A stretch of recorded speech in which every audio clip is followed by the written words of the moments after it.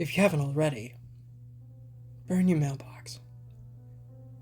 By random appellation 468. So which one? Red or black? I sighed and looked up from my paperwork to find Tracy's glossy pink phone hovering 3 inches from my face.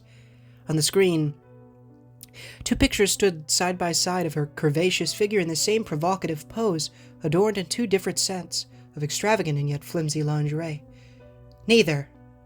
Pushing a few stray locks of scarlet hair back into place behind my ear, I shook my head. Yeah, I'm not really into stuff like that. I'm more of a simple and comfortable kind of person.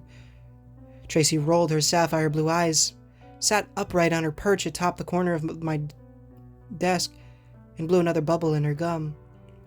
You'll never get a man in your jammies, Andrea? Seriously. You got a killer body. All you need is some lacy stuff, maybe a little schoolgirl outfit, and boom! Instant Maxim material. I suppressed a shudder at the mental image that conjured up and focused on going back to filing local police reports by chronological order. No thanks.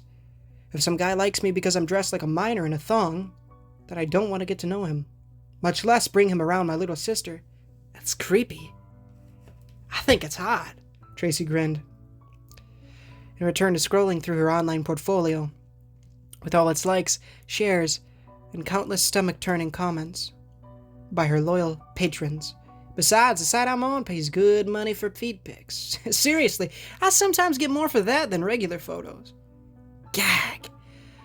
I slid my swivel chair back and grabbed a random handful of papers to head for the big industrial copier. I've got copies to make. Hey, don't forget those account rosters for the water department, alright? Monica wants them by Thursday. Relieved to be away from my co-worker's obsession with herself, I dove into the little side alcove where the ancient copy machine stood and pressed the button for 100 copies of nothing. While the printer spat out blank sheets of paper, I leaned back against the wall and rubbed my face with both hands. Life in Barron County, Ohio, had always been pretty normal, even if boring.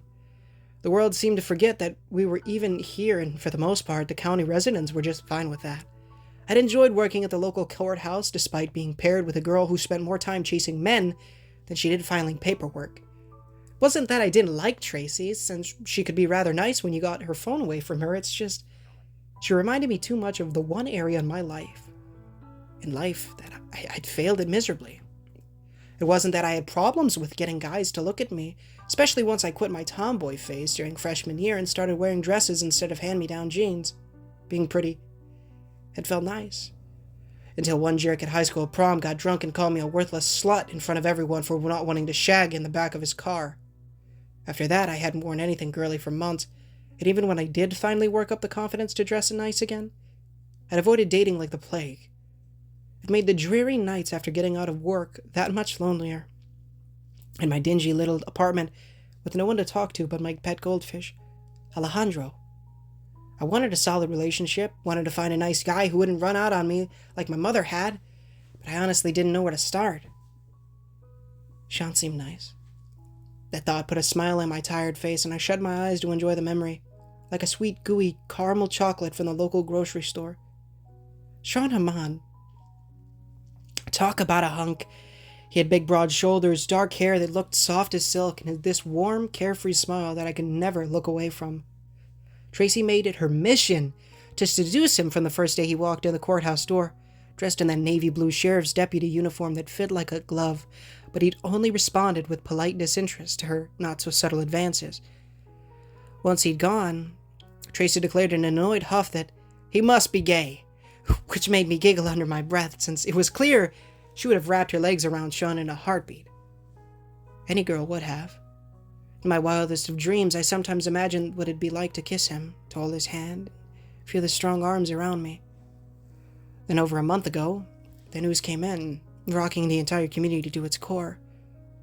A bloody shooting at the sheriff's office, multiple dead and wounded, and the culprit, Sean Amand. Sheriff Warnow declared him guilty of organizing domestic terrorism and claimed that Sean fired first in a grand scheme to further political hatred. Many people believed it, including Tracy, who seemed to hate Sean simply because he'd been the one man in the county government who'd turned her down. Myself, I didn't know what to think. Not when I heard that Deputy James Walker had been killed, and that the security footage had been accidentally deleted. Sean never struck me as a cold-blooded killer, and from what little I'd known of him, he and Walker were close, like brothers. He'd always blush whenever our eyes met over the partition on my desk, which I found kind of cute, considering Sean was big enough to snap me in half. He never got impatient with me and never threw out any of the typical crude pickup lines that compared me to some degrading number scale like a market cow. Instead, Sean just turned that adorable shade of red whenever I smiled at him. He'd ask me how my day was going. It's almost like he wanted to say something every time he came in, but never managed to work up the courage to do it. Tracy would be green with envy, and I wouldn't be spending my evenings here. Opening my eyes, I glanced down at the black nylon duffel bag stowed behind a stack of copy paper where no one else could see it, and checked my watch. 7:45. We'd stay way later than usual to catch up on some backlogged paperwork and get some nice overtime pay, but I knew Tracy would be leaving soon. She usually ducked out 15 minutes before any designated quitting time, which was perfect because it gave me all the space I needed to do my second job. "Hey, I'm heading out." Tracy appeared like clockwork from around the corner, expensive pink Gucci handbag slung over one arm, and checked her honey-colored hair with her phone as if I wasn't even there. "You're good with finishing up here, right?" As if saying no would make a difference. "Yeah, I'll be fine," I plastered on a thick faux smile and slouched against a stack of paper to ensure she couldn't see the black bag. "You go and I'll lock up. See you tomorrow." "Okay, bye," Tracy chirped, and spun on one heel to sashay toward the door, her cherry red stilettos click-clacking on the floor tiles in a mocking rhythm. Both annoyed and relieved to see her go, I managed, massaged my forehead, and tapped the cancel button on the printer so that the tide of blank pages would end. More than anything, I wanted to go back to my shoebox apartment above Horton's dry goods store, take a hot shower, slip into the soft cotton pajamas that made Tracy cringe so much, and crawl into bed. I had important work to do, and even if it meant another short night and another long, exhausted day at the office tomorrow, it had to be done. Grabbing the black nylon bag, I hefted it onto one shoulder with a soft metallic clank of the objects inside, and marched for the stairwell. I walked past every office, checked every floor, and locked every last exterior doorway before making my way to the dusty animal control office in the corner of the third floor. Black Oak's animal control department had been vacant since last year, when our old dog catcher, Mr. Riscotti, died from a stroke. No one seemed to want his rather thankless job, and so the office sat empty, while the locals were left to deal with the problematic animals on their own. However, Mr. Riscotti left behind all his county-issued equipment in the slender green gun safe that stood behind his old desk, which I'd managed to get the key to after copious amounts of snooping. He didn't have much, since stray dogs, cats, raccoons, and deer didn't require a lot to put down, but he did have a long black 22/250 bolt action rifle with a scope, bipod, and best of all, a fat cylindrical suppressor. A few weeks prior, I'd slipped into the office late after work and stole it. Shutting the door to the office, I made sure the shades were drawn, tugged off my work blouse, dropped my skirt, and stepped out of my slip-on flat shoes. From the duffel bag at my feet, I produced my black cargo pants, a black long-sleeve t-shirt, and the dark gray sneakers I'd kept for running and casual wear. An ebony bandana covered my crimson hair once I tied it back, and I wiped my face clean of the day's makeup with a towelette, only to dab greasy, dark face paint over my porcelain skin. A pair of black latex gloves slid over my fingers, and I pulled the disassembled rifle from my bag to fit it together, screwing the suppressor onto the threaded muzzle. The rifle didn't fire a heavy bullet, but it was fast and quiet, thanks to the can, as my grandfather would have called it. Having served as an air cavalry scout in the Vietnam War, Grandpa taught me how to shoot from the time I could walk, despite my mother's screeching about how she wanted me to learn piano instead. I could still remember holding that old Merlin lever gun behind our house, with Grandpa behind me so I wouldn't fall over from the recoil, and my mother watching with a sour, hateful frown from the living room window. She'd ended up divorcing my father, and Dad then married the woman who gave birth to my now 12-year-old stepsister, Lucille, so I couldn't really complain. "Wish you were here, Grandpa. You were always a better shot than me." Truth be told, aside from the shooting aspect, I felt as much a fish out of water with this line of work as Tracy would have been in a church. But I had no other choice. No one else would believe me. The sheriff seemed too busy hunting terrorists that may or may not have existed, and I was the only one with the cobbled-together bits of gear that could pull this off. Ever since I'd first seen them, crawling through the side streets of Black Oak from my apartment window, I'd known that someone had to do something, anything to stop them. They weren't normal. They weren't safe, and there were more of them with each passing night. Looking myself over to be sure I'd covered anything that could glint, shine, or stand out, I zipped up the duffel bag, shouldered it along with the rifle, and climbed the metal ladder bolted to the far wall. The sheet metal access hatch swung open with a low creak of rusty hinges, and I clambered out onto the flat tar paper roof on all fours like a cat. Cool wind brushed my painted cheek a comfortable 55 degrees, and the stars began to glimmer in the night sky overhead. Below me, the last of the day's traffic slowed down. People went inside for the night, and the lights started to switch off all across town as more working-class people hit the sack. From the top of the 3-story red brick courthouse, I had a perfect vantage point over the entire town. And already, my eyes picked up flickers of movement and the shadows. Early again. If this keeps up, they'll be moving in daylight soon, and then... Dear gosh. Opened the black plastic trash bag I'd stashed there a few days ago and pulled out an olive green rubber yoga mat. This I rolled out over a round wooden turntable from the local flea market, one I'd repurposed to allow me to rotate my prone shooter's position any direction I wanted to, with a simple metal locking lever. Cranking it around to face the downtown area, I clicked the little metal legs of my rifle's bipod into position and set my rifle on the table, along with a red box of subsonic hollow point cartridges. My black duffel yielded the last 2 pieces of equipment: a small, lightweight plastic remote-controlled drone and a simple hardware store hatchet.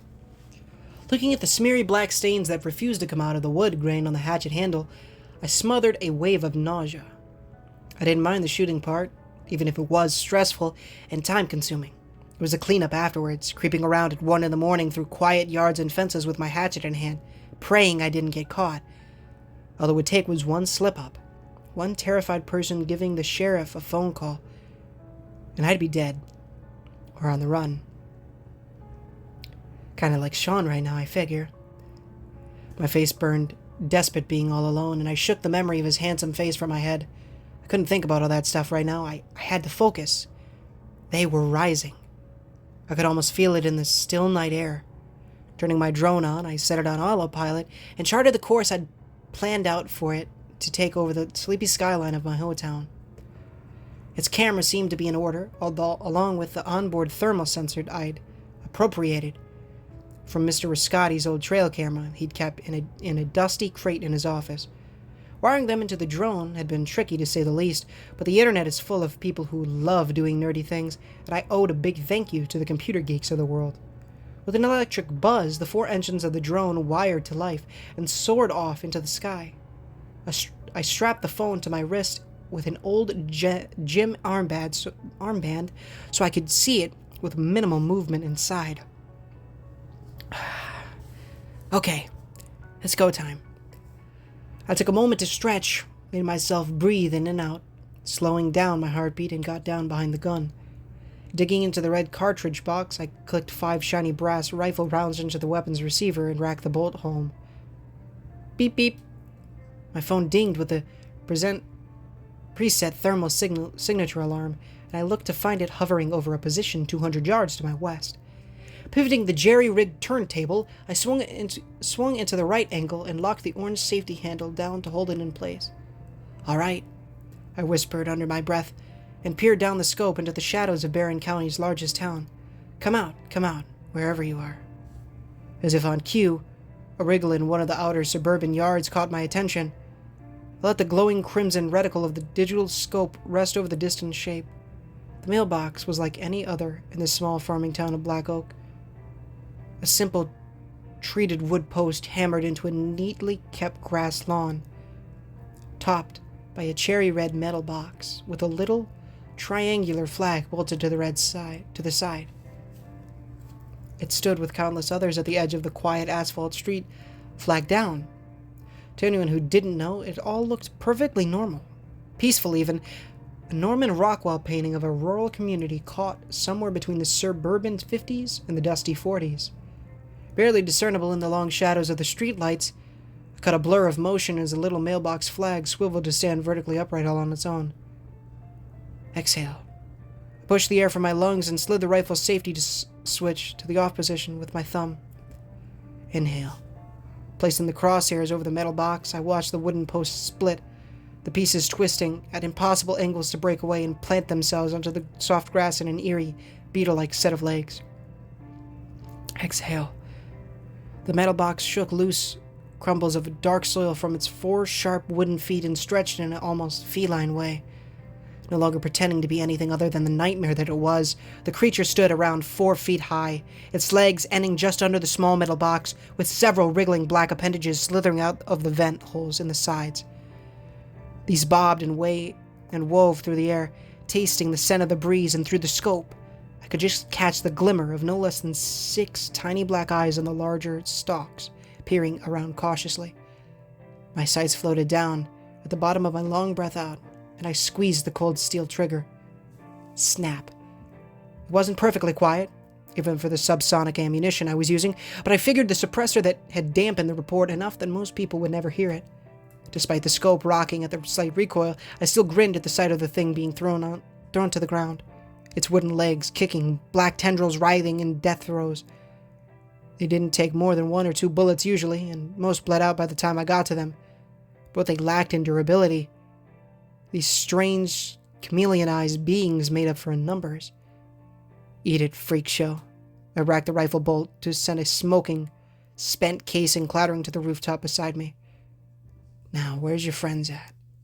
It didn't take more than 1 sweep back and forth to catch a pair of them skittering over a parking lot near Black Oak Elementary School. A blue one and one with a box shaped like some fairy princess castle searched the abandoned playground, their smaller feelers probing the ground as if they could smell the residual scent of children. The blue one perked up by a lonely swing set. It turned toward a nearby row of houses, its Princess Castle companion not far behind. They can track people now. They're getting smarter. Under my finger, the trigger clicked back, and the rifle bucked against my shoulder in a soft, comforting jolt. Down went blue mailbox, a spray of thick black goo that resided inside their metallic heads, spattering a nearby parked SUV. I felt bad, knowing the owner would be furious to find weird black stains all over their car, but that was better than waking up to the sounds of their son or daughter being dragged out their bedroom window, kicking and screaming. Besides, I'd seen these things pounce on more than one unsuspecting dog, and the freaks liked to feed on their victims before they were dead.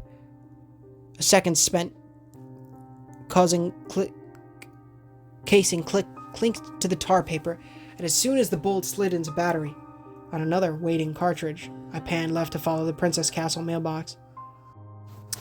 Beep beep. My drone moved on, another sensor kicking off as it spotted more mailboxes crawling free from their hiding places. I still had no idea where they were coming from, twice as many tonight as there had been 4 nights ago, and I dreaded how long I'd have to stay up just to collect all the bodies. I found out the hard way that you couldn't just leave them lay with the hopes that, in the morning, someone might find them and report it to the proper authorities. Whatever strange insides these things had would always dissolve in nothing but fine ashy powder after death, leaving only a splintered wood post and a bullet-riddled mailbox. The police thought it was just a bunch of kids playing tricks, though I noticed that Wernow had them cleaned up all the mailboxes that I didn't manage to get, as if he didn't want anyone looking too close. Less than 10,000 people in this town, and we've got more secrets than some small countries. Beep beep. Another alarm chimed from the south side, this one closer, and I spun myself to face it. Chambering a fresh round, there were a lot of newer homes on the south side of Black Oak, mostly younger, middle-class families with kids. This was a favorite target of the mailboxes due to the prevalence of household pets like dogs, which made for easy pickings. Please be a stupid one. Electric nervousness tingled in my blood. My mouth ran dry, and I wished I could take a few minutes to grab a drink of water. Just poke your ugly head out. Come on. I found a shape that didn't quite blend in with the other shadows, and all my hopes were dashed. It was hard to see, but I could just make out the glimmer of a square metal box making its way through a side yard. The warm yellow glow of the house lights beaming through the nearby windows. A middle-aged woman with dirty blonde hair stood on the other side of one of the windows, folding clothes in a laundry room. One window over, a little boy stood with his pudgy hands pressed to the glass. I could see the toys scattered over his room in the background, little action figures and Legos, but he paid them no mind. Instead, the kid, who looked no older than 6, peered out his window with an innocent curiosity. Sweat beaded under my bandana, and I had to fight rising panic in my chest, whispering under my breath as if somehow the poor boy would hear me from a quarter mile away. Don't do it, kid. Just turn around, walk away. Raising his hand, the toddler cocked his shaggy haired head to one side and rapped a set of tiny knuckles on the window glass as if signaling to the shape in the yard. No, don't do that! The mailbox froze just beyond the reach of the lights, and from the way the boy tensed, I could tell that they both had spotted each other. Frozen to the spot, his round pink face now a mask of sheet-white fear, the boy watched as the mailbox crept up to the window, its tall black, insectoid eye stalks leering down at him. The mailbox rose to its full height, like some spider from a crazy mushroom trip dream, and braced itself against the outside wall, one leg poised to shatter the glass like a hammer. Its metal door slid down like an oversized jaw, and a mass of black sinewy muscle slithered out, opening up to reveal ring after ring of razor-sharp teeth. More black tendrils emerged from the box, spreading out like a fan of tentacles, the eyes stalks arching to look straight down at the kid from above. The creatures didn't make any noise, and they didn't have to. Just seeing them could freeze someone with fear, and I could only imagine what that poor little boy was thinking. It's too close. I couldn't shoot for the midsection, since if the bullet passed through, I'd hit the kid. But if I didn't shoot, that thing would lunge to the window, fasten its multiple jaws over the boy's head, jam its black tendrils into his eye sockets, and crack open his tiny skull to devour every ounce of the gray matter he had. It was their signature move, one that I'd seen repeated on countless stray dogs, cats, and the one poor homeless guy down by the library. A truly cruel and hateful way to kill. You don't have to hit the bullseye, Andrea. You just can't miss the target. Grandpa whispered from days long ago, and I could almost feel his gentle hands under my arms, helping me to hold my rifle steady. Snap! With a surprised jerk, the mailbox flinched away from the window, my rifle round plowing a neat hole through its extended wooden leg. The glass of the window shattered under the impact of the bullet, and inside the toddler finally screamed at the top of his lungs and ran for his bedroom door. I could see the blur of his mother dashing from the laundry room, at the sound of her child's cries, and no doubt the boy's father was doing the same from wherever he was in the house. Angry and dripping dark rivulets of ebony from its wound, the mailbox rounded on the window with a pathetic flopping gait. Snap!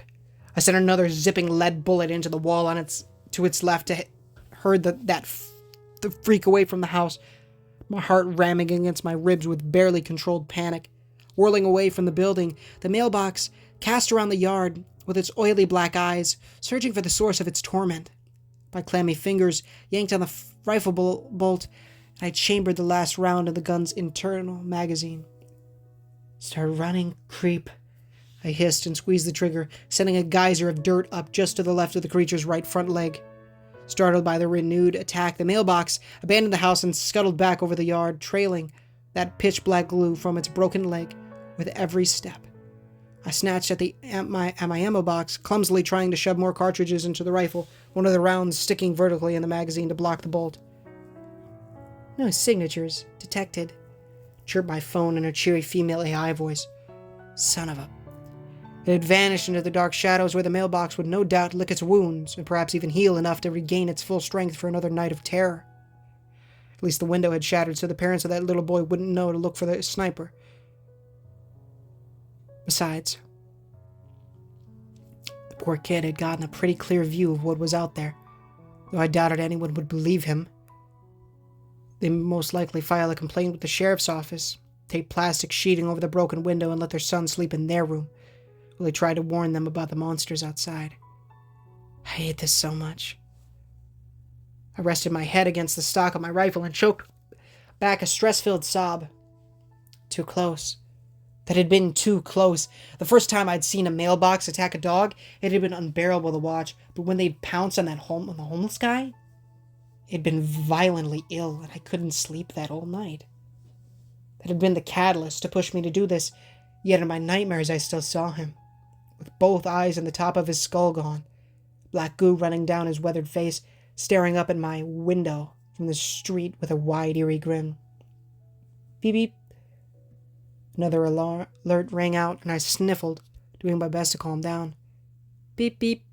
Confusion wrinkled my brow, and I glanced up at the phone. The drone showed that the signatures were moving, both coming closer from the north. Beep beep beep beep. The blood in my veins ran ice cold, and I cranked my homemade sniper's turret around to face the direction of the alerts. They kept coming, more and more beeps, and something about the barrage of thermal readings made my heart skip a beat. Why were there so many in one spot? Even these bizarre things only ever worked in ones or twos, never 4 at once. Beep beep. 5. Dear gosh, there were 5 of them. Try as I might, I panned the scope around the east side of the town, but couldn't detect a shred of movement, my pulse racing faster. Overhead, the faint buzzing of my drone weird through the air and hovered, not 20 feet away. Almost like it was tracking a target. Oh no. Glass shattered somewhere below me, maybe on the second floor, and I rolled in a panic off the wooden table. Clack, clack, clack. Sharp-pointed wooden feet skittered over the brickwork of the courthouse, and my drone whirred in its preset circle above me, oblivious to my terror. My phone lit up with little red indicator dots clustered all around my position, and I feverishly worked the bolt of my rifle to clear the jammed cartridge. A single greasy black eye stalk slid over the edge of the rooftop, its dark retina blinking with a wet squish, and it scanned the tar paper surface. We locked gazes, and 5 more stalks joined the first, with ebony eyeballs of varying sizes, but all leading to the same creature that waited just beyond the edge of the roofline. Cold fear seeped through my spine like someone had poured ice water down my back, and I fought the urge to scream. Small whispers in the back of my head told me not to move, that it was better if I stayed still, that it wouldn't hurt so bad if I just gave in. In a fluid, spidery motion, the mailbox heaved itself up onto the rooftop, its box coming into view, a yellow one painted like a school bus. A second crawled into view on my left, with the legs of a third groping for traction not far to my right. They were boxing me in, like hounds with a cornered rabbit. Come on, focus. Don't look at their eyes. Don't look at them. Just breathe. Breaking my gaze from the school bus mailbox, I shook my head to clear the now hateful whispers away and brought my rifle up. This close, the scope was useless, so I tilted the gun to simply aim down, the long steel barrel, placing the end of the round suppressor over the bright yellow bus. Snap. Rocked backward by the shock of the bullet, the mailbox's macabre wooden legs caught on the tar paper to send it tumbling over the roofline. I didn't see it hit the hard asphalt parking lot below. I didn't need to, thanks to the awful crunch it made upon impact, like an enormous cockroach being smashed under a boot. In a blur of speed, the mailbox to my left, a green metal one with a football helmet sticker, leaped into the air with all 4 legs outstretched. I dove to one side just as it came down, the little door of the mailbox flying open to let the internal morass of black tissue and white teeth jut forward. The third one lunged for the opposite side, its Boston Red Sox-themed box sprouting a forest of black tendrils to reach for me like the drunken jerk from my high school prom. Pushing the barrel of my rifle up, I caught the thing just under its box with the tip of my suppressor. Too small to hold my own, I was thrown onto my back on the rooftop, the buttstock of the gun ramming into the tar paper beside me by the momentum of the creature. Suspended right over top of me, the mailbox's greasy tendrils wriggled to get at my face. Still not smart enough to release it, only needed to bat the rifle out of the way to give itself the room it required. My pale fingers snatched at the rifle bolt, and I worked it to slam another cartridge into the chamber, yanking down the trigger. The usual snap was muffled by the density of the body it sat up into, and the Red Sox mailbox slumped down on my left. A crumple of twitching wood and wrinkled metal, black goo sprayed upon up into the night sky, and sticky droplets rained down on my face and arms. I gotta move. Gotta get inside.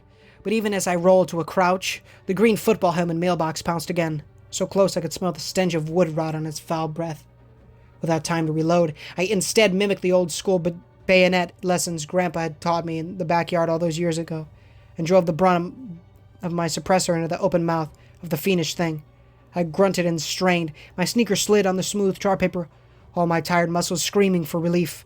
But the mailbox was caught off guard, trying to remove the rifle from its mouth, without success, and both its back legs slipped over the edge of the roof. With a final desperate war cry, I shoved and watched the mailbox fall away into the inky shadows, a resounding whump telling me that it had met its fate far below. That worked. Oh my gosh, my bandana was ripped from my head, and 100 tiny teeth grazed past the skin of my scalp.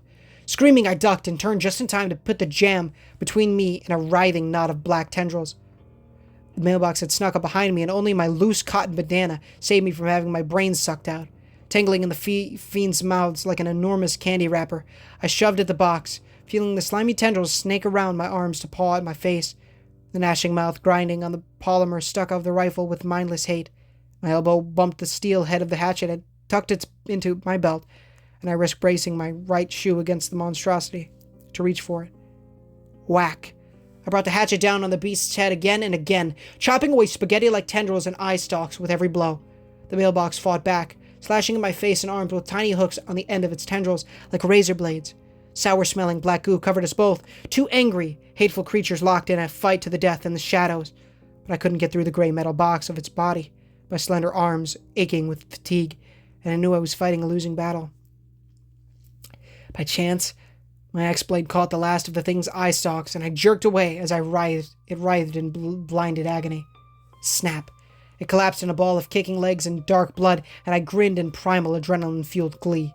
Motion blurred in my peripheral vision, and my smile evaporated. Wooden legs closed over me, black jaws opened before my face, and the two of us flew in a rolling embrace of fury across the tar paper.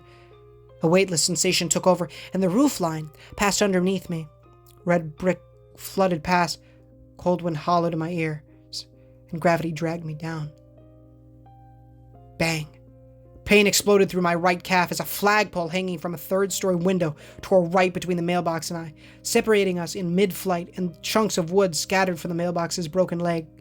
Fear choked the scream in my throat, stars danced before my eyes, and my world spun around me. A fuzzy cluster of black, white, and blue blobs rushed up from below, and I shut my eyes in impending dread. Whap! Taut plastic slapped against my body, and dozens of strange little angles collapsed under my weight.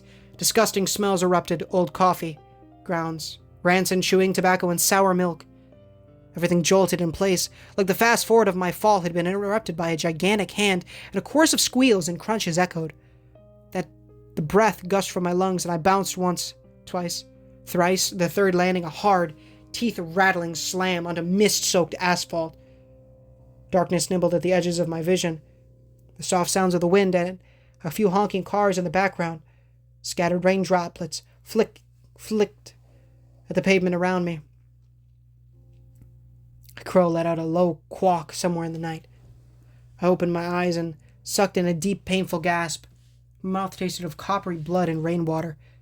I could smell the rank black glue from the mailboxes on my clothes, and pain throbbed hot and fierce in my right lower leg. 1,000 little aches and pains rippled over my abused body, but both arms still pushed under me to help me sit up. Greedily, I gulped down more damp evening chill and grimaced at the way my head swam, loose, tresses of my red hair hanging in a dangled mess around my face. My spine wasn't broken, that much was sure, while my ribs felt sore, but not so bad that I figured they were fractured. Ebony gore coated my torso, along with fresh spattering of red from my bloody nose, but aside from some nasty scratches, I seemed to be okay. How did I not break every bone in my body? Craning my head to one side, I blinked at the enormous heap of trash bags stacked up where the old metal dumpster would have been if the county government had ever bothered to get back from the disposal yard. They resorted to just stacking the trash up in the back alley behind the courthouse until pickup day, which meant sometimes a huge pile could develop. Normally, I would have wrinkled my nose in disgust at the amount of garbage, but now, I was never so thankful for so much wasted copy paper and styrofoam cups. Tock, tock, tock. I turned to stare at the crumpled forms of 2 dead mailboxes. The last one, that had tackled me from the roof, still twitching enough to drum an eerie patter on the brick wall beside it. One of its shattered legs had a small bullet hole, and I recognized the mailbox from the one in the little boy's yard. Black goo pooled in a wide circle around the creature, and it occurred to me that it had come only a few feet from landing on the wrought iron bench that I had ended up, as opposed to the soft stack of trash that had broken my fall. They tracked me. They let the drone see them and followed it right to my perch. Shaking my head, I probed my body with trembling fingers for injuries. I don't have time to freak out right now. If Grandpa were here, he'd tell me to do a battle damage assessment, treat any wounds, and exfil to safety. I'd survived this long with his training. There was no point in stopping now. Pain is just weakness leaving the body, I murmured, reciting the adage Grandpa repeated over and over in his lifetime. Over his entire life.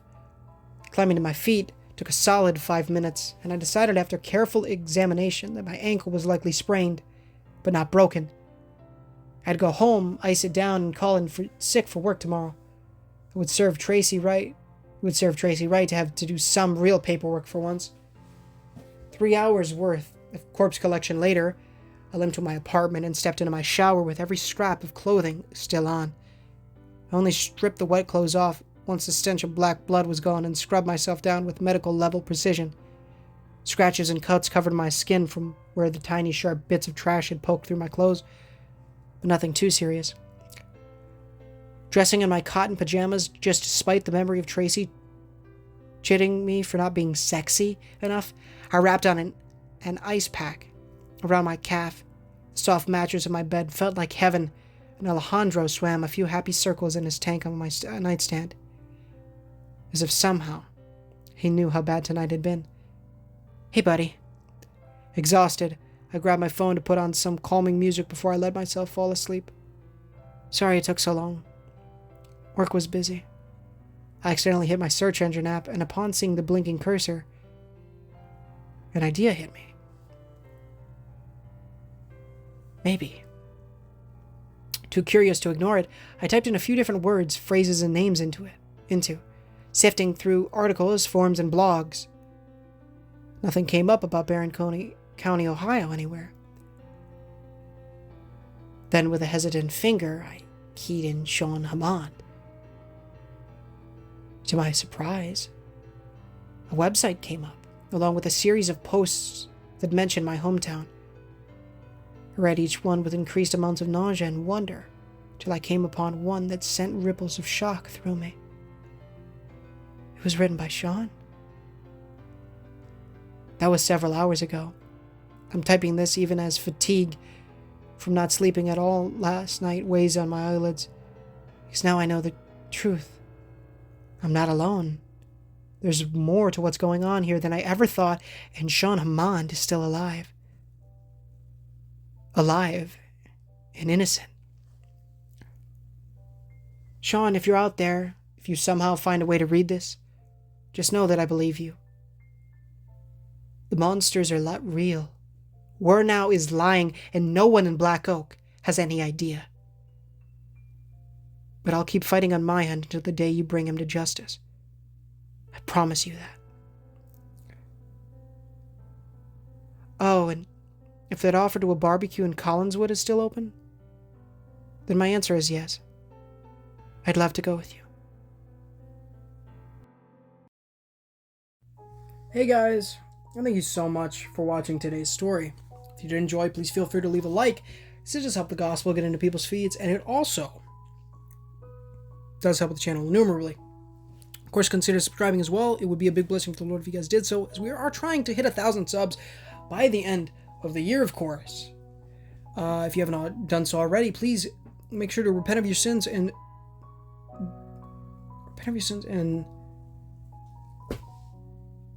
trust in the good Lord Jesus Christ with our amounts of own strength. Read the Holy Bible daily, pray daily, evangelize people. Make sure to go to the description or in the pinned comments. Read the $1 million question. Do not to become born again. Also, guys, we have a Discord. Love to have you in there. come on over, say hi. It's free. Discord's free. So is subscribing. That's what people always say, you know? Oh, subscribing's free. It's free. I don't know.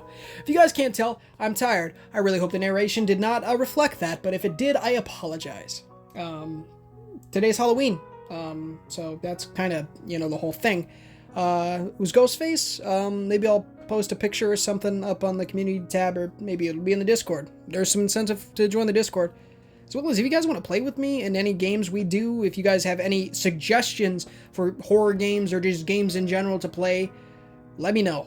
Because when I was playing Ruin, Kamari was saying that he wanted to see Sonic EXE and Momo EXE, so maybe I will go ahead and play those. I'm really excited to start doing more gameplay, and maybe I'll go ahead and start doing some stuff. But yeah. If you did notice, I was doing a much higher voice while narrating this story. That was because the main character was a woman, Andrea, which, if you don't know who Andrea is the redhead that Sean talks about in Beware the Lights That Walk, which, as soon as I realized that, I was like, oh my goodness, that is such a godsend. But, yeah. And as soon as I got to the part where she started, like, talking about how hot he was, I was like, yeah, that's not gonna work. So I started doing a woman's voice, because that works a lot better, because they are, she thinks he's hot, and I'm, you know, that'd be weird if I got my big man voice, you know. I ain't gay, so, you know, that's,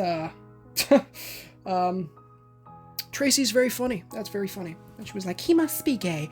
I don't know. I'm rambling on. I never really do this. I'm sorry for, hopefully, anybody watching this. I hope you guys enjoyed. If you guys did, of course, do all that stuff, repent, trust in Christ, and all that great stuff. Read the $1 Million Question. Very important, of course, to not have become born again. Stay tuned for more content. It's going to be releasing on the 1st. I think it would be a very foolish decision to not continue to upload daily. Obviously, YouTube rewards daily uploads. It does, you know, I would think it would show them that you're committed to the channel, to your channel or whatnot. And so I think it's an absolute godsend. I want to thank you guys so much, as well as you, Lord, for the amount of support for the channel. It's been crazy recently, the amount of amazing stuff that we've been able to accomplish. So I'm very grateful to y'all for that, as well as you, Lord. But I think that's just about wraps it up. Of course, join those streams if you ever see us live. Internet's down right now, just for, well, it might not be down at the time this video goes live, I don't know. But as of 11:12 on Halloween night, it is currently down. I'm going to call them in the morning when I get up and sort that crap out, and hopefully they can fix it. Hopefully it's not a box issue. If it's a box issue, then gosh dang it, that's going to take a few days, but whatever. So no streams until that gets fixed, because I really can't. I don't know. I'm going to go home now, because I'm at my Nanas, and I'm going to go watch Mr. Nightmare. I'd say go check him out. You should go check him out, but most of you have probably heard of him. You should. Great horror narrator. The dude that I first started watching, so. Yeah. But until next time, guys. Thank you for listening to me freaking ramble. This has been a longer one. It's probably about like 4 minutes. But, you know. Sorry about that. But hopefully you enjoy listening to me talk. You must, right? Seeming as you're, you know, listening to me narrate horror stories. Stay tuned for more of the Barron County Anthology, as this was a really nice standalone. I didn't know what to expect from it with the mailboxes, and I was like, what's going on with the mailboxes here? But we figured that out pretty quick. Very cool story. Random Appellation, if you're still watching this to the end here, amazing job with this one as well, my friend. But yeah, stay tuned for more from this brilliant anthology. And as always, guys, this is Ninja Gamer, signing off.